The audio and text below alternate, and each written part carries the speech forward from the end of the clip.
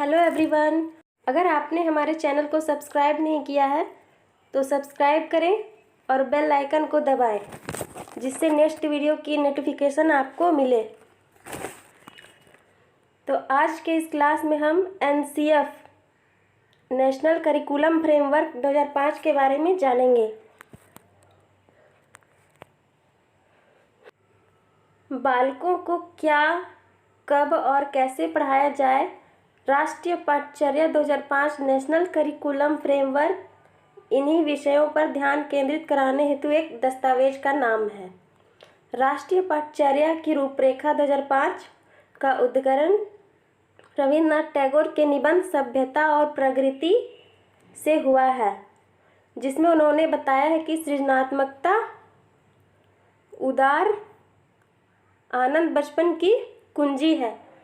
राष्ट्रीय पाठ्यचर्या की रूपरेखा 2005 का अनुवाद संविधान की 8वीं अनुसूची में दी गई सभी भाषाओं में किया गया है।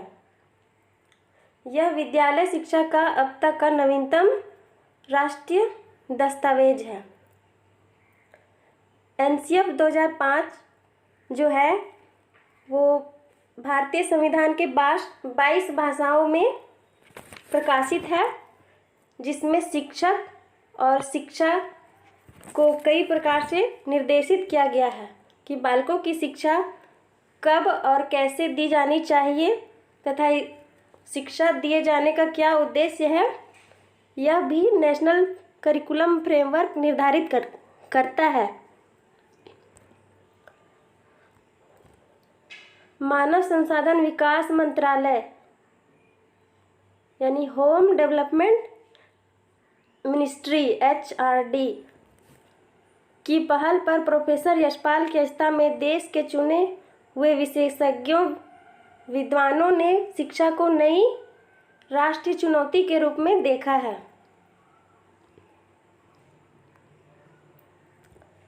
अब हम एनसीएफ के मूलभूत सिद्धांत के बारे में जानेंगे, जिसमें पहला है पढ़ाई को रटंत प्रणाली से मुक्त बनाया जाए। प्राचीन शिक्षा व्यवस्था ऐसी थी जिसमें वेदों को रटा जाता था और शिक्षक द्वारा बालकों को पाठ्यपुस्तक के तथ्यों को रटने के लिए कहा जाता था। लेकिन एनसीएफ 2005 का उद्देश्य है कि बालक रटंत विद्या से मुक्त हो। दूसरा है ज्ञान को स्कूल के बाहर जीवन से जोड़ा जाए, साथ ही उन्हें ऐसी शिक्षा दी जाए जिसका वे जीवन में अधिक से अधिक प्रयोग कर सकें, यानी व्यवहारिक ज्ञान दिया जाए। तीसरा है पाठ्यचर्या पाठ्य पुस्तक केंद्रित न रखा जाए। जैसा कि शिक्षा का 3 उद्देश्य है, संज्ञानात्मक विकास, भावात्मक विकास और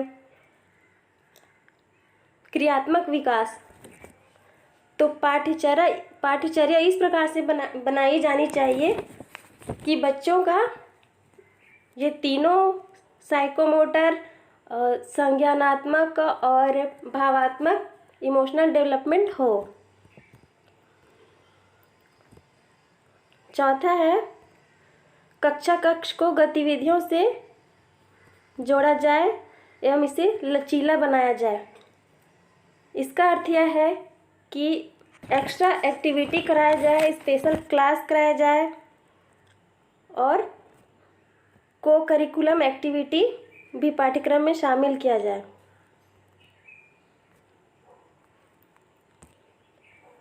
पांचवा है राष्ट्रीय मूल्यों के प्रति आस्थावान विद्यार्थी तैयार हो या राष्ट्रीय महत्व के बिंदुओं को पाठ्यक्रम में शामिल किया जाए।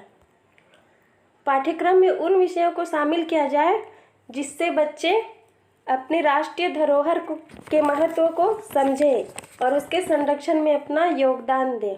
अपनी शिक्षा, संस्कृति और सभ्य समाज के पहलुओं को ना भूलें और उसके हस्तांतरण में अपना योगदान दें। अब इस सिद्धांत के संबंध में जो महत्वपूर्ण तथ्य है उसके बारे में जानेंगे, जिसमें पहला है एनसीएफ 2005 का मुख्य उद्देश्य जीवन एवं ज्ञान के बीच की दूरी को कम करना है। इस प्रक्रिया में बच्चों के विद्यालय जीवन को बाहरी जीवन से जोड़ने पर जोर दिया जाता है। मतलब बच्चे जो क्लास में सीखते हैं, समाज में अपने जीवन में उसका प्रयोग करें, अधिक से अधिक व्यवहारिक ज्ञान उन्हें दिया जाए। अगला है एनसीएफ 2005 को प्राथमिक शिक्षा में लागू किया गया था। इस अधिगम प्रक्रिया के माध्यम से विद्यार्थियों को रटने की प्रणाली से मुक्त कराना था, ताकि विद्यार्थियों का चहुमुखी विकास हो। एनसीएफ 2005 का मुख्य ऑब्जेक्टिव ही था कि बच्चों को रटंत विद्या से मुक्ति मिले और ऐसी शिक्षा दी जाए जिसका वे अपने जीवन में अधिकाधिक प्रयोग कर सकें।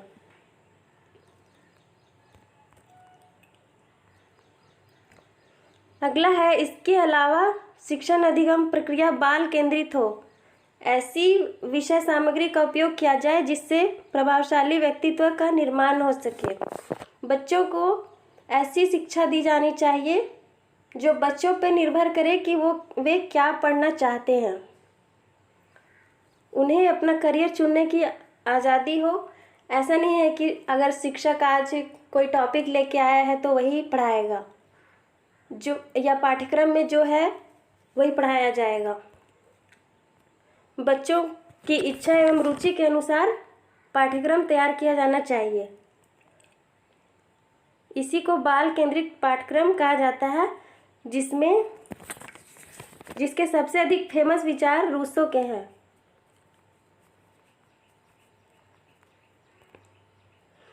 अगला है, नेशनल करिकुलम फ्रेमवर्क 2005 का निर्माण एनसीईआरटी द्वारा किया गया था एवं इसको पूर्ण करने का कार्य निर्देशक प्रोफेसर कृष्ण कुमार के नेतृत्व में किया गया था। इसका प्रमुख लक्ष्य आत्मज्ञान अर्थात विद्यार्थियों को अलग अलग अनुभवों का अवसर देकर उन्हें ज्ञान प्राप्त करनी होती थी। इसका अर्थ यह है कि एनसीएफ 2005 के मूल बिंदु के अनुसार निदेशक प्रोफेसर कृष्ण कुमार ने लर्निंग बाय डूइंग मेथड को अधिक महत्व दिया था। अगला है, राष्ट्रीय पाठ्यचर्या की रूपरेखा 2005 के अनुसार हर विद्यार्थी की अपनी क्षमता और कौशल होते हैं और उसे व्यक्त करने का अधिकार और मौका प्रत्येक विद्यार्थी को मिलना चाहिए।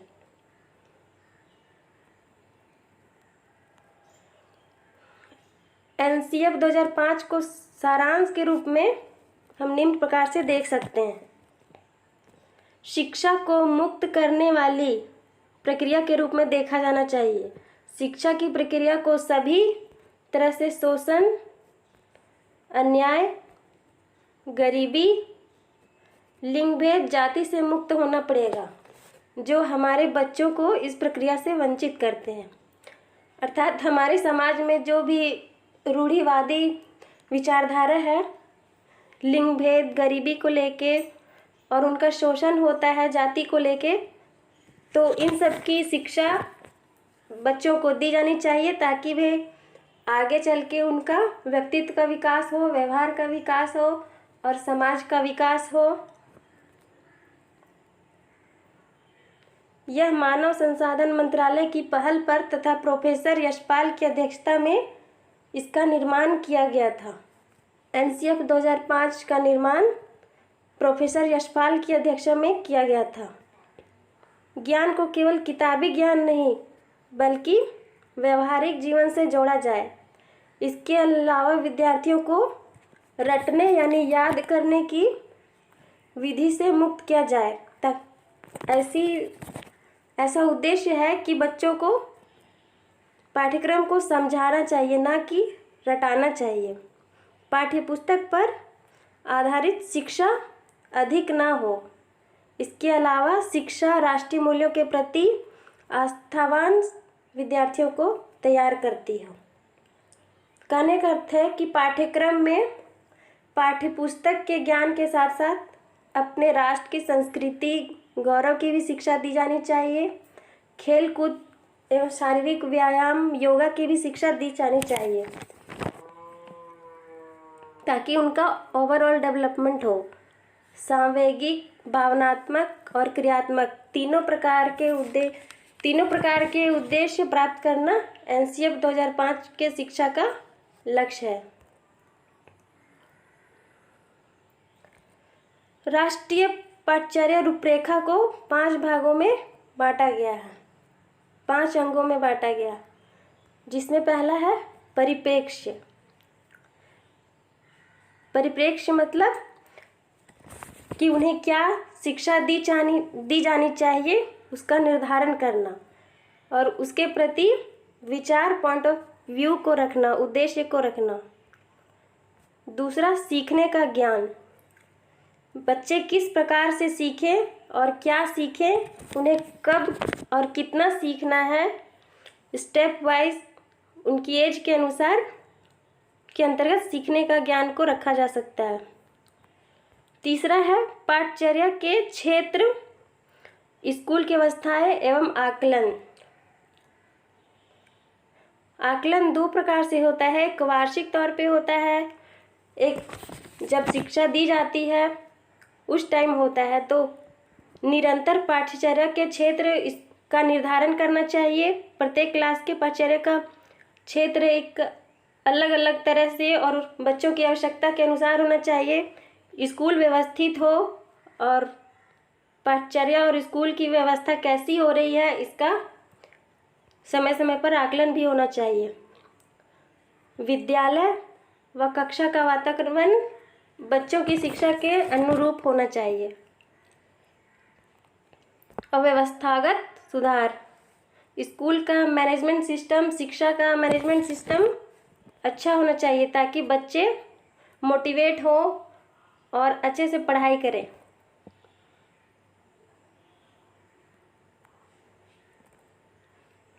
अगला है एनसीएफ 2005 के प्रमुख सुझाव तथा कुछ विशेषता। एनसीएफ 2005 के अनुसार प्राथमिक स्तर पर भाषा का माध्यम मातृभाषा होना चाहिए। प्राथमिक स्तर पर बच्चों को शिक्षा उनकी मातृभाषा में ही दी जानी चाहिए तथा उसके बाद धीरे धीरे राजभाषा से परिचित कराना चाहिए और त्रिभाषा फॉर्मूला भी अपनाना चाहिए। शिक्षण सूत्र ज्ञात से अज्ञात की ओर, मूर्त से अमूर्त की ओर आदि का अधिकतम प्रयोग हो। यानी ऐसी चीज़ें जो ज्ञात हैं पहले बच्चों को उस चीज़ के बारे में बताना चाहिए। जो चीज़ सामने रखी हुई हो, जो दिखाई दे रही हो, विजुअल हो, एग्जिस्टेंस हो जिसका, पहले उस चीज़ों के बारे में बताना चाहिए। फिर धीरे धीरे कल्पनात्मक शिक्षा की ओर, कल्पनात्मक तथ्यों की ओर उन्हें ले जाना चाहिए। अगला है सूचना को ज्ञान मानने से बचा जाए। इसका अर्थ यह है कि बच्चे को जो शिक्षा दी जा रही है उसे केवल ज्ञान नहीं माना जाए बल्कि उन्हें व्यवहार में लाया जाए।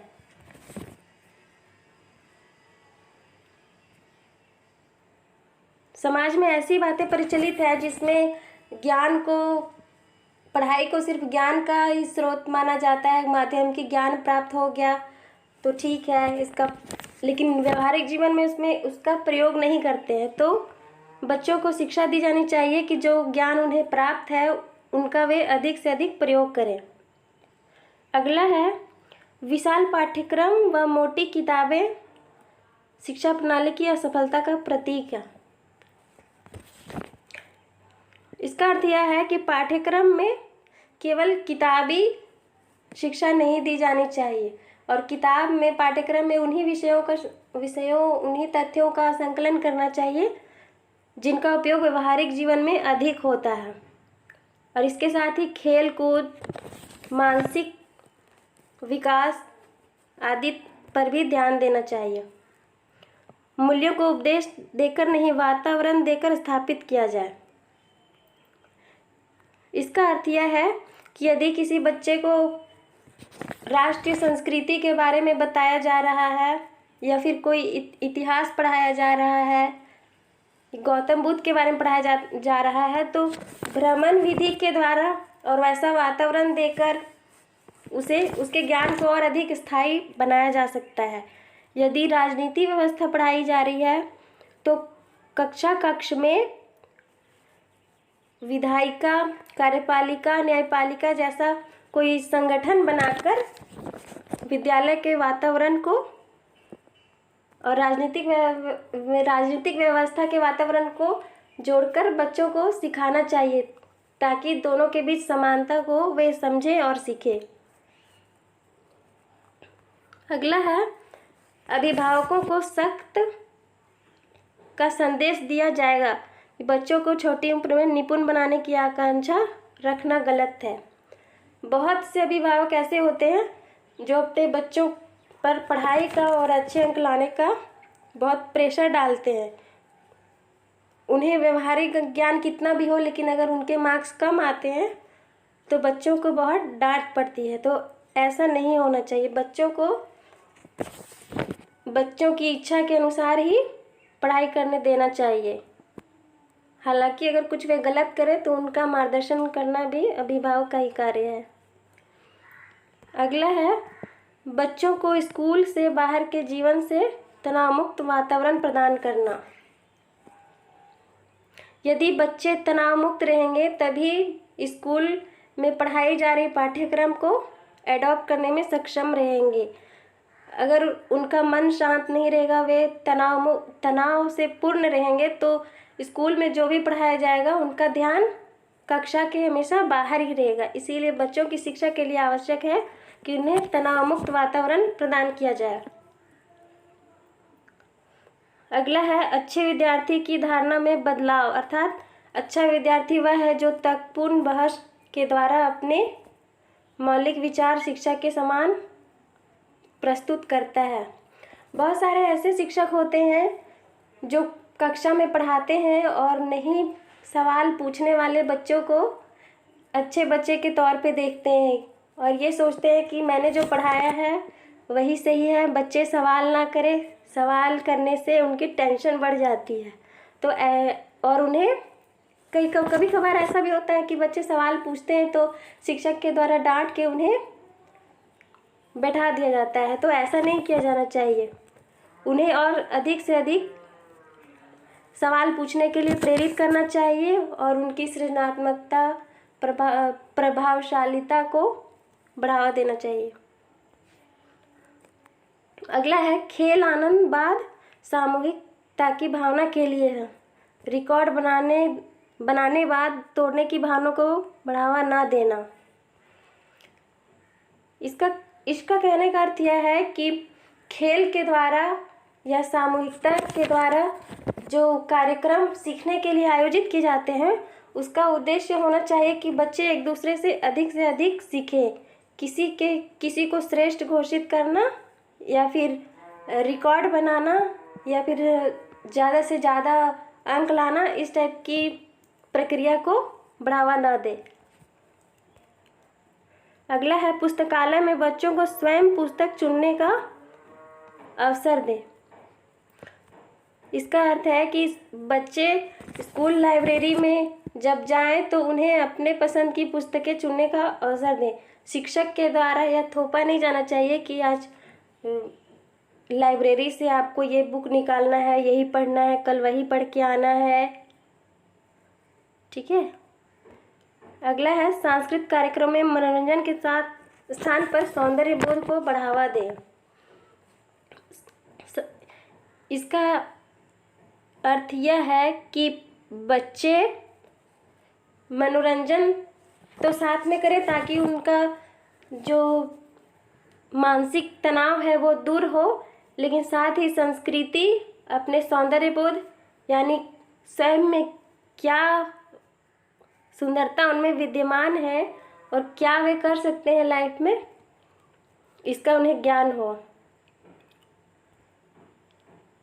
अगला है, शिक्षकों को अकादमिक संसाधन व नवाचार आदि समय पर पहुंचाया जाए। इसके अनुसार शिक्षकों को शिक्षा प्रदान करने के लिए मूलभूत आवश्यकताएं समय पर दी जानी चाहिए और नई नई तकनीकों के द्वारा शिक्षा जो बच्चों में दी जाती है वे भी समय पर पहुंचाया जाए। नेक्स्ट है शिक्षण अधिगम परिस्थितियों में मातृभाषा का प्रयोग। जैसा कि हमने ऊपर पढ़ा है, शिक्षण अधिगम का माध्यम मातृभाषा होना चाहिए, क्योंकि प्राथमिक स्तर पर जो बच्चे होते हैं वे मातृभाषा को अधिक समझते हैं। इसके बाद धीरे धीरे उच्च माध्यमिक स्तर में या फिर मध्य माध्यमिक स्तर में जब जाते हैं तब उन्हें मातृभाषा के अलावा त्रिभाषा फॉर्मूला को अपनाया जाए। नेक्स्ट है सजा व पुरस्कार की भावना को सीमित रखा जाए। यदि कोई बच्चा कोई अच्छा कार्य करता है या फिर उद्दंडपूर्वक कोई कार्य करता है तो उसे लिमिटेड पनिशमेंट मिलना चाहिए और लिमिटेड प्रेज भी करना चाहिए।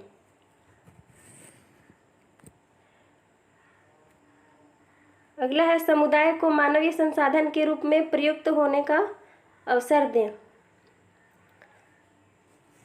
बच्चे जो शिक्षा ग्रहण करते हैं उनके लिए आवश्यक है कि वे एक संसाधन के रूप में बने जो अपने देश के लिए, अपने समाज के लिए काम आए।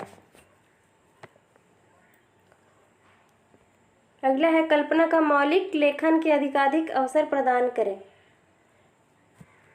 बच्चों में लेखन क्षमता का विकास करना आवश्यक है और जैसा कि शिक्षा ज्ञात से अज्ञात की ओर, मूर्त से अमूर्त की ओर तकनीक के द्वारा, विधि के द्वारा दी जानी चाहिए, तो उसमें कल्पनात्मक जीवन और कल्पनात्मक बातों की ओर भी उन्हें ध्यान देना चाहिए। अगला शैक्षिक गतिविधियों में बच्चों के अभिभावकों को भी जोड़ा जाए। टीचर पेरेंट्स मीटिंग जो होता है उसमें बच्चों के अभिभावकों को बच्चों पर ध्यान देने के लिए कहना चाहिए तथा शिक्षा की क्या क्या आवश्यकताएं हैं और वे किस प्रकार से शिक्षा ग्रहण करने में बच्चों की मदद कर सकते हैं, इनका भी बोध उन्हें कराया जाना चाहिए। नेक्स्ट है शांति शिक्षा को बढ़ावा, महिलाओं के प्रति आदर एवं जिम्मेदारी का दृष्टिकोण विकसित करने की कार्यक्रम का आयोजन करना।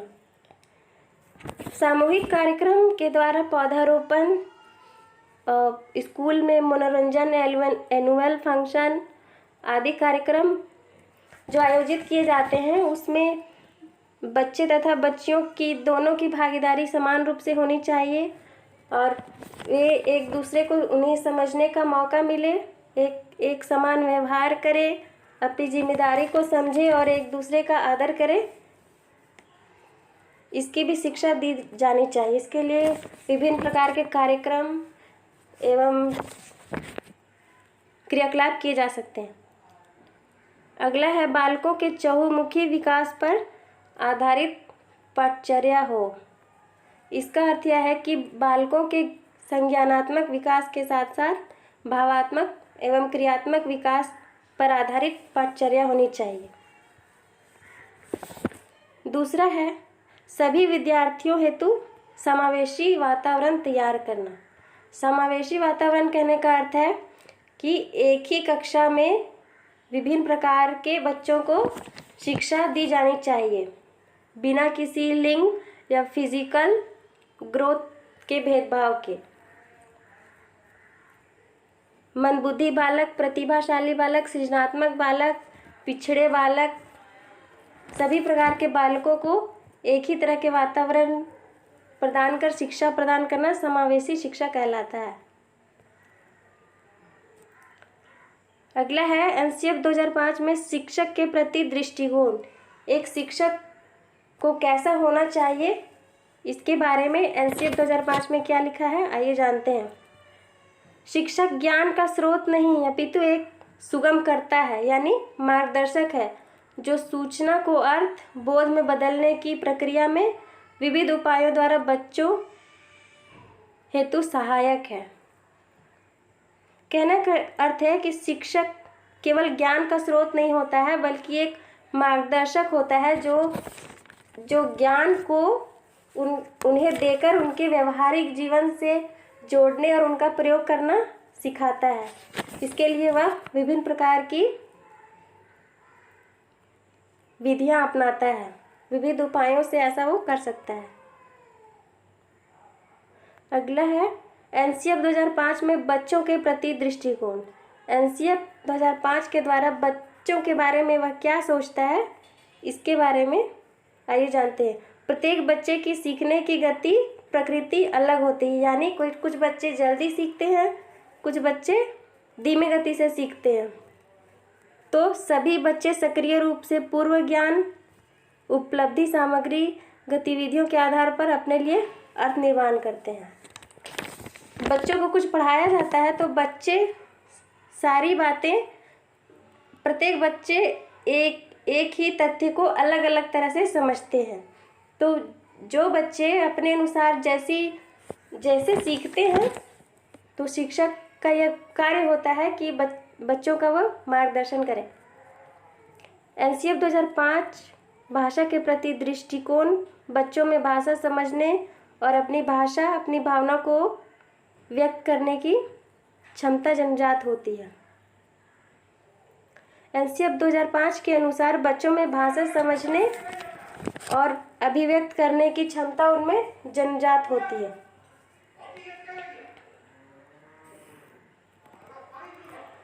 अगला है एनसीएफ 2005 की गणित के प्रति दृष्टिकोण।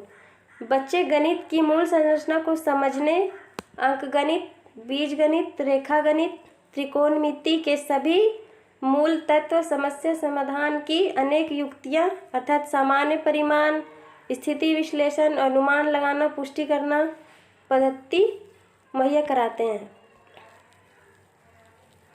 अर्थात गणित एक ऐसा सब्जेक्ट है जिसमें अंकों के साथ साथ उसका विश्लेषण भी होता है, निष्कर्ष भी निकाला जा सकता है। तो गणित पढ़ाने का उद्देश्य बच्चों में होना चाहिए कि उसका वे व्यवहारिक जीवन में प्रयोग करें। और प्राथमिक स्तर पर बच्चों को गणित पढ़ाने का उद्देश्य होता है कि वे अपनी परिमाणात्मक और विश्लेषण करने की क्षमता को सीखें।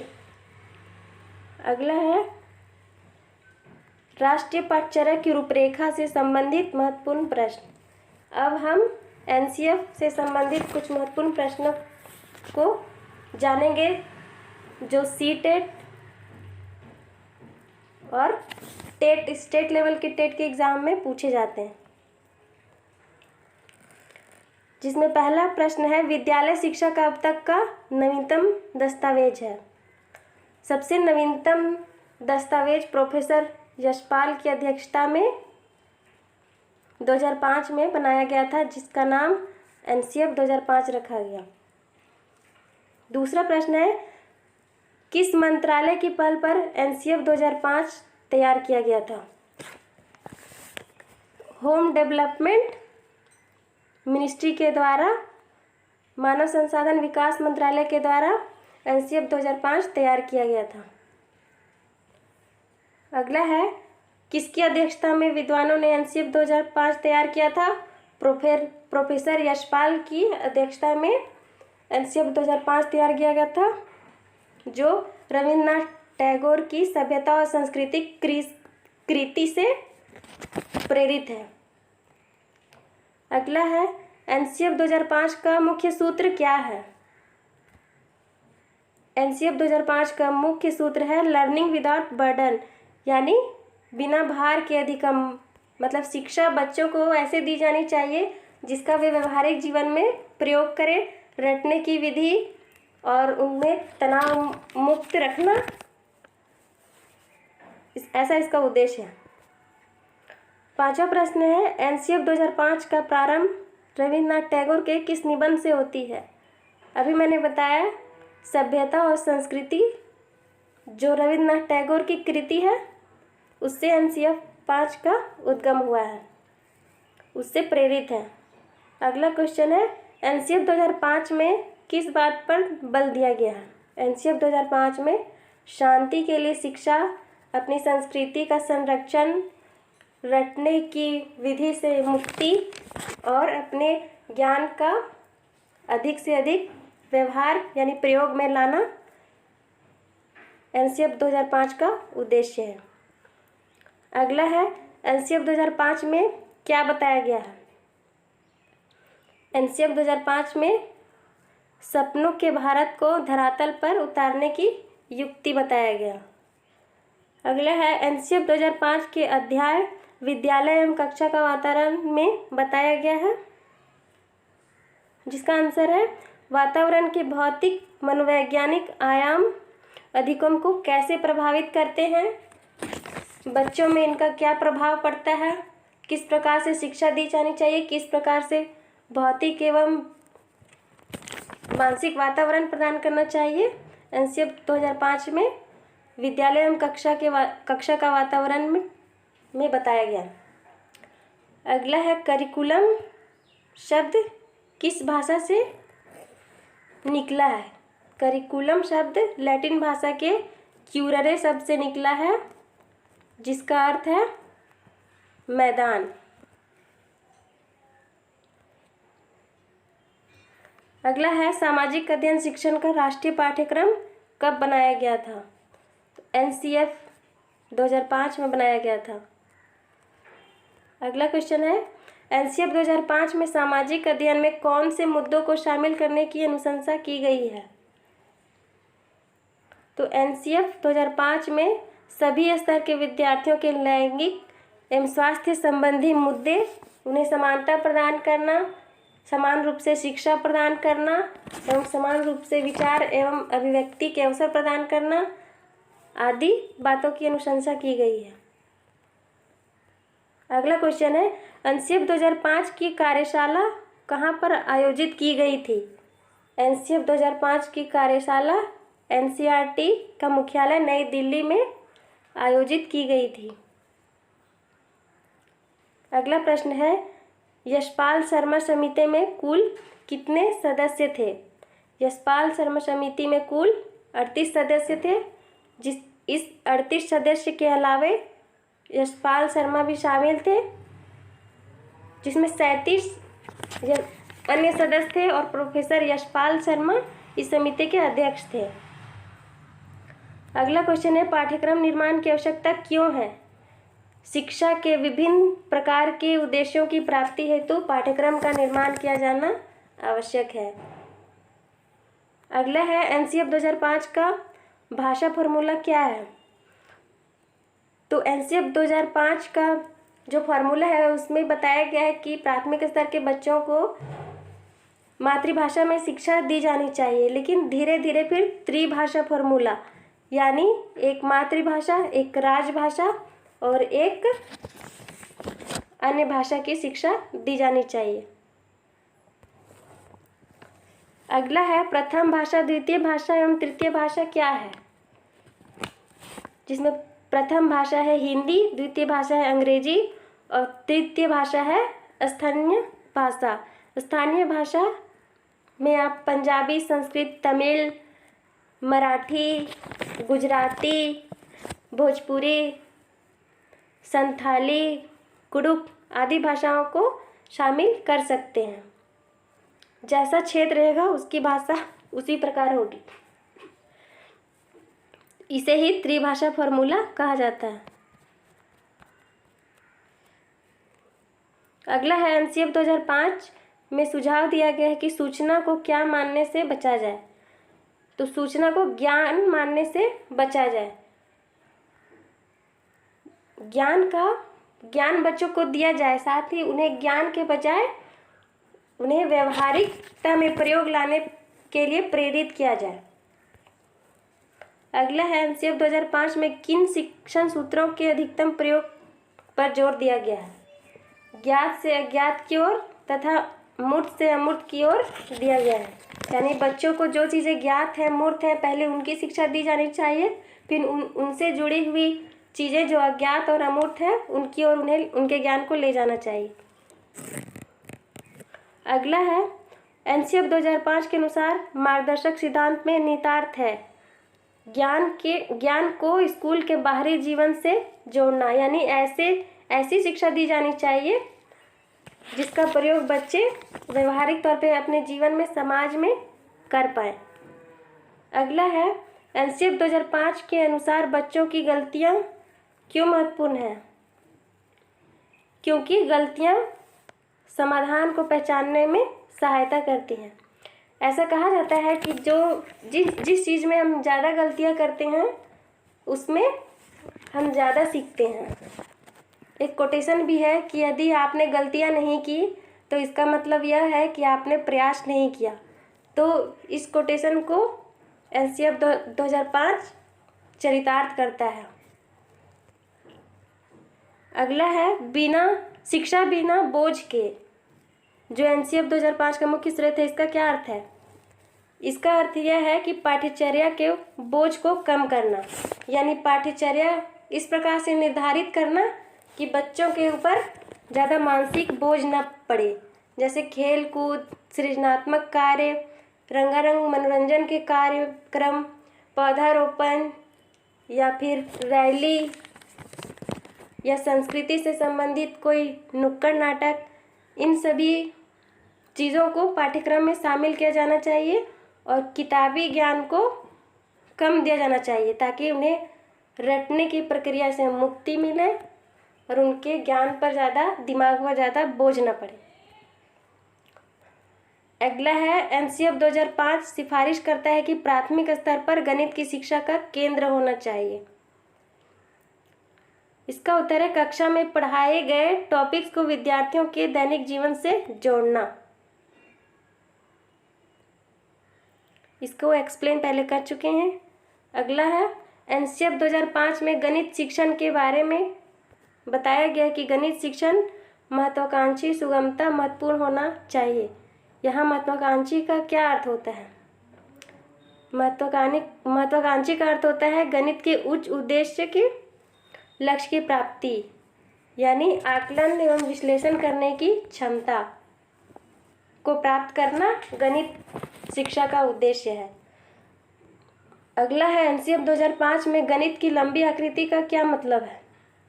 गणित की लंबी आकृति का अर्थ है एक संकल्पना को दूसरे संकल्पना के साथ जोड़ना। अगला है एनसीएफ 2005 के अनुसार सीखना क्या है? मानसिक विकास, शिल्प कला केंद्र, व्यावसायिक ज्ञान और इनका अधिक से अधिक प्रयोग करना ही एनसीएफ 2005 के अनुसार सीखना है। यदि ज्ञान प्राप्त कर लिया, मानसिक विकास कर लिया, सृजनात्मकता में भी निपुण है, लेकिन यदि उस ज्ञान का प्रयोग नहीं किया गया तो वह सीखना नहीं कहलाएगा। सीखने का अर्थ है उसका अधिक से अधिक ज्ञान का अधिक से अधिक प्रयोग करना। अगला है एनसीएफ 2005 में किस परीक्षा के संबंध में सुधार के लिए सुझाव दिए गए थे? इसका उत्तर है कक्षा 10वीं की परीक्षा ऐच्छिक हो। इसका अर्थ यह है कि बच्चे भाषा को लेकर जो चुनाव करते हैं, जैसे इंग्लिश है, संस्कृत लेते हैं, हिंदी लेते हैं, तो वे अपनी रुचि, अपने समाज के अनुरूप अपनी भाषा का चुनाव करें। अगला है एनसीएफ 2005 किस बात पर बल देती है?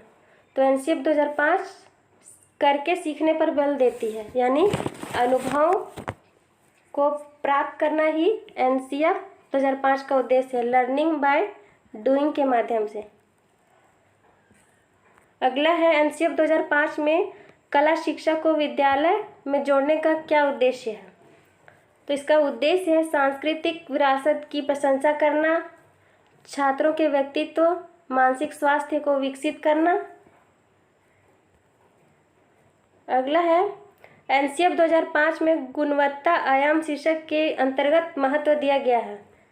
गुणवत्ता आयाम शीर्षक के तहत एनसीएफ 2005 में जिस बात को महत्व दिया गया है वो है बालकों के लिए संरचित अनुभव एवं पाठ्यक्रम के सुधार को। नेक्स्ट, एनसीएफ 2005 का मुख्य सूत्र बिना बोझ के कब आए हुए विचार हुआ था। यानी एनसीएफ 2005 में जो लर्निंग विदाउट बर्डन का जो मोटिव था वो 1993 में ही आ गया था, लेकिन इसको व्यवहारिक तौर पे लाया गया, औपचारिक रूप से लागू किया गया एनसीएफ 2005 के द्वारा। अंतिम सवाल है, एनसीएफ 2005 के अंतर्गत परीक्षा सुधारों में किस सुधार को सुझाया गया है, जिसका उत्तर है सामूहिक कार्य मूल्यांकन, सतत मूल्यांकन, खुली पुस्तक की परीक्षा मूल्यांकन। मतलब बच्चे जो सामूहिक कार्य करते हैं उसका मूल्यांकन किस प्रकार से किया जाना चाहिए, उसमें क्या सुधार होना चाहिए। वार्षिक मूल्यांकन, जिसे सतत मूल्यांकन भी कहा जाता है, उसको किस प्रकार से किया जाना चाहिए। और पुस्तक के अलावे वे अन्य चीज़ों में किस प्रकार से सीखते हैं, उनका अधिगम स्तर क्या है, अधिगम लेवल क्या है, इसका लेवल क्या है, इसका मूल्यांकन करना ही सामूहिक कार्य मूल्यांकन, सतत मूल्यांकन, खुली पुस्तक की परीक्षा का मूल्यांकन है। Thank you for watching.